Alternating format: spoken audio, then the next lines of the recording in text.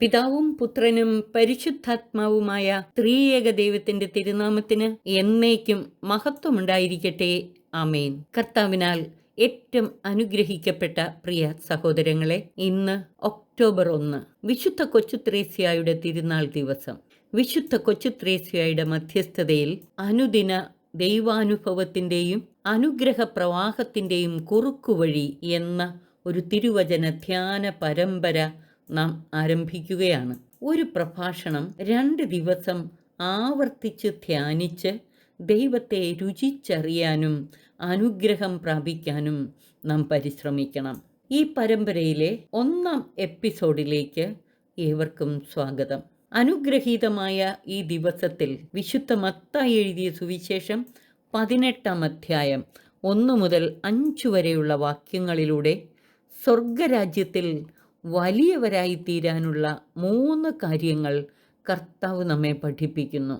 ലോകത്തിൽ സമ്പന്നരായി, മറ്റുള്ളവരുടെ മുന്നിൽ വലിയവരായി, അനേകരിൽ നിന്ന് മഹത്വം സ്വീകരിച്ച് ജീവിക്കാനാണ് ഇന്ന് പൊതുവെ മനുഷ്യർ ആഗ്രഹിക്കുന്നത്. എന്നാൽ സ്വർഗരാജ്യത്തിൽ വലിയവരും ദൈവസന്നിധിയിൽ സമ്പന്നരുമായി തീർന്ന് ദൈവത്തെ മഹത്വപ്പെടുത്തി ദൈവത്തിന് പ്രിയങ്കരരായി ജീവിക്കുക എന്നുള്ളതാണ് നമുക്ക് ഏറ്റവും അഭികാമ്യമായിട്ടുള്ള കാര്യം. സ്വർഗരാജ്യത്തിൽ വലിയവരായി തീരാൻ യേശു നമ്മോട് ആവശ്യപ്പെടുന്ന 1-ാമത്തെ കാര്യം, നിങ്ങൾ മാനസാന്തരപ്പെട്ട് ശിശുക്കളെ പോലെ ആവുക എന്നതാണ്.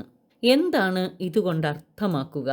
ലോകത്തിൽ സമ്പന്നരായി, മറ്റുള്ളവരുടെ മുമ്പിൽ വലിയവരായി, അനേകരിൽ നിന്ന് മഹത്വം സ്വീകരിച്ച് ജീവിക്കാൻ ആഗ്രഹിക്കുന്ന നാം മാനസാന്തരപ്പെട്ട് ദൈവരാജ്യത്തെ അമൂല്യമായി കരുതി ദൈവരാജ്യത്തിനും ദൈവരാജ്യ ശുശ്രൂഷയ്ക്കും 1-ാം സ്ഥാനം നൽകി ജീവിക്കുന്നവരാകണം. സ്വർഗരാജ്യത്തിൽ വലിയവരായി തീരാനുള്ള 2-ാമത്തെ കാര്യം, ശിശുക്കളെപ്പോലെ സ്വയം ചെറുതാവുക എന്നതാണ്.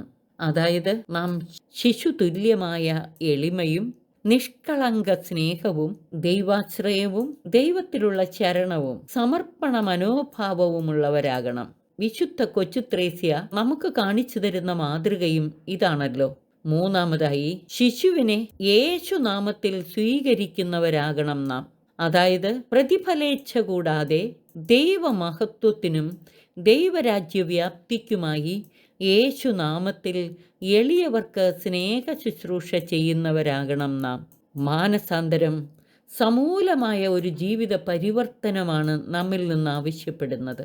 മാനസാന്തരപ്പെട്ട് ശിശുക്കളെപ്പോലെ ദൈവരാജ്യത്തെ അമൂല്യമായി കരുതി സ്വീകരിച്ചാൽ ദൈവരാജ്യത്തിൽ പ്രവേശിക്കാൻ നാം അർഹരായിത്തീരും.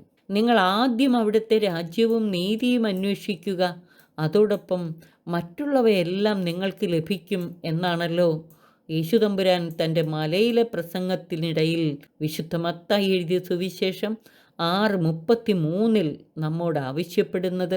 അതോടൊപ്പം ശിശുക്കളെപ്പോലെ സ്വയം ചെറുതാവുകയും ചെയ്താൽ, അതായത് ശിശുതുല്യമായ ദൈവാശ്രയത്തോടും ദൈവത്തിലുള്ള ശരണത്തോടും സമ്പൂർണ്ണ സമർപ്പണ ഭാവത്തോടും കൂടെ എളിമയോടെ ജീവിച്ചാൽ സ്വർഗരാജ്യത്തിൽ വലിയവരാകാം. പ്രതിഫലേച്ഛ കൂടാതെ യേശുനാമത്തിൽ ദൈവമഹത്വത്തിനായി എളിയവർക്ക് സ്നേഹ ശുശ്രൂഷ ചെയ്യുകയും കൂടെ ചെയ്താൽ സ്വർഗരാജ്യത്തിൽ വലിയവരാവുക മാത്രമല്ല, യേശുവിനെ സ്വീകരിച്ച് യേശുവിനോടൊത്ത് പിതാവിൻ്റെ മഹത്വത്തിൽ പ്രവേശിച്ച് പരിശുദ്ധ ത്രിത്വത്തിൻ്റെ സ്നേഹ കൂട്ടായ്മയിൽ വസിക്കുകയും ചെയ്യാം. ഇക്കാര്യം വെളിപാട് പുസ്തകം 3-ാം അധ്യായം 20-21 ചിത്രീകരിച്ചിട്ടുള്ളത് ശ്രദ്ധിക്കുക. തീഷ്ണതയുള്ളവനാകുക, അനുതപിക്കുക. ഇതാ ഞാൻ വാതിലിൽ മുട്ടുന്നു. ആരെങ്കിലും എൻ്റെ സ്വരം കേട്ട് വാതിൽ തുറന്നു തന്നാൽ ഞാൻ അവൻ്റെ അടുത്ത് വരും, ഞങ്ങൾ ഒരുമിച്ച് ഭക്ഷിക്കുകയും ചെയ്യും. ഞാൻ വിജയം വരിച്ച് എൻ്റെ പിതാവിനോടൊത്ത് അവിടുത്തെ സിംഹാസനത്തിൽ ഇരിക്കുന്നത് പോലെ വിജയം വരിക്കുന്നവനെ എന്നോടൊത്ത് എൻ്റെ സിംഹാസനത്തിൽ ഞാൻ ഇരുത്തും. ആത്മാവ് സഭകളോട് അരുളി ചെയ്യുന്നത് എന്തെന്ന് ചെവിയുള്ളവൻ കേൾക്കട്ടെ. മാനസാന്തരപ്പെട്ട് യേശുവിലുള്ള വിശ്വാസത്താൽ ലോകത്തിൻ്റെ മേൽ വിജയം വരിക്കുന്നവർക്കാണ് യേശുവിനോടൊത്ത് മഹത്വ സിംഹാസനത്തിൽ ഇരിക്കാൻ കഴിയുക. യോഹന്നാൻ 14:1-3 വരെയുള്ള വാക്യങ്ങളിൽ പറയുന്നതിൻ്റെ അർത്ഥവും ഇതുതന്നെയാണല്ലോ. നിങ്ങളുടെ ഹൃദയം അസ്വസ്ഥമാകേണ്ട, ദൈവത്തിൽ വിശ്വസിക്കുവിൻ, എന്നിലും വിശ്വസിക്കുവിൻ. എൻ്റെ പിതാവിൻ്റെ ഭവനത്തിൽ അനേകം വാസസ്ഥലങ്ങളുണ്ട്. ഇല്ലായിരുന്നെങ്കിൽ നിങ്ങൾക്ക് സ്ഥലമൊരുക്കാൻ പോകുന്നുവെന്ന് ഞാൻ നിങ്ങളോട് പറയുമായിരുന്നോ? ഞാൻ പോയി നിങ്ങൾക്ക് സ്ഥലമൊരുക്കി കഴിയുമ്പോൾ ഞാനായിരിക്കുന്നിടത്ത് നിങ്ങളും ആയിരിക്കേണ്ടതിന് ഞാൻ വീണ്ടും വന്ന് നിങ്ങളെ കൂട്ടിക്കൊണ്ടു പോകും. യേശുവിനോടൊത്ത് വിരുന്നിനിരിക്കുകയും അവിടുത്തെ മഹത്വത്തിൽ പ്രവേശിക്കുകയും ചെയ്യുക.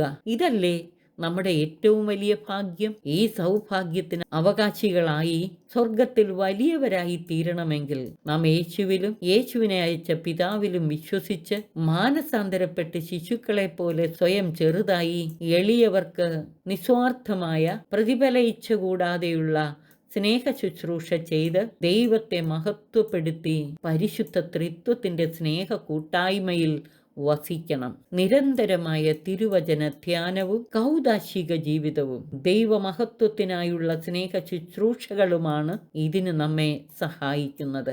ഈ ധ്യാന ചിന്തകളോടെ വ്യാപരിച്ച് ദൈവത്തെ രുചിച്ചറിയാനും ദൈവാനുഗ്രഹങ്ങൾ പ്രാപിക്കാനും നമുക്ക് പരിശ്രമിക്കാം. സർവശക്തൻ നമ്മെ അനുഗ്രഹിച്ച് ആശീർവദിക്കട്ടെ. പിതാവിനും പുത്രനും പരിശുദ്ധാത്മാവിനും സ്തുതി, ആദിമുതൽ എന്നേക്കും. ആമേൻ.